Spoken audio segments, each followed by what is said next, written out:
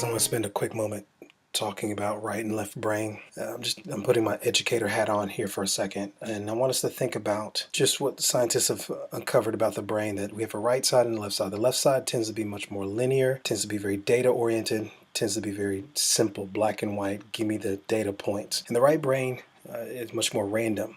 The right brain is much more ethereal, the much more all over the place. And in many ways, this is the place where we're receptive to faith, love, hope, emotions, feelings, where our creative side is, the nonverbal side of us. If we think about our educational systems, most of us in the westernized world have been trained by a very left brain educational system.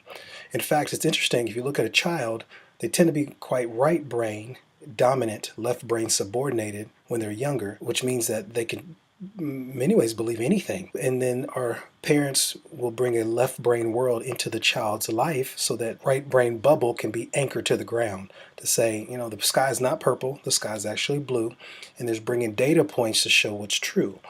Well, as a child continues to go through that process as they enter into school, what's interesting, that right brain side has a tendency, according to our system, to get snuffed out, where they become so much more left brain by the time they get to like where I am and where some of my colleagues are when they become a professor, or they get to a place where they do hardcore research. They find themselves being so left brain that sometimes the right brain, intuition, the other faith, love, hope, and all those other things gets snuffed out. It becomes almost as if they have grown to become skeptics. And so my challenge is, and I got this from a brother out in Atlanta.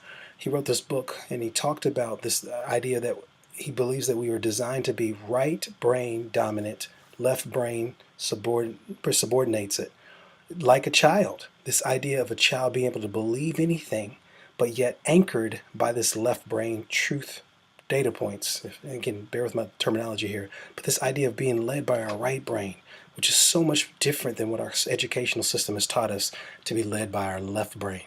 And so, food for thought for today, things to really think about is that what kind of ways have we been educated, and what kind of things have led us to doubt and to question everything, and to think that if I don't see it black and white on paper, then it's not true. Who's to tell us that? And of course, a lot of it's our system, and a lot of it is some of the, I believe, the lies that we've believed, that we're to be left brain dominant and right brain subordinated. But I would submit to you as thought for today to be right brain dominant, to let those intangibles, let those random things lead, and let your left brain be subordinated to anchor and to seek out what's true through that living a right brain world.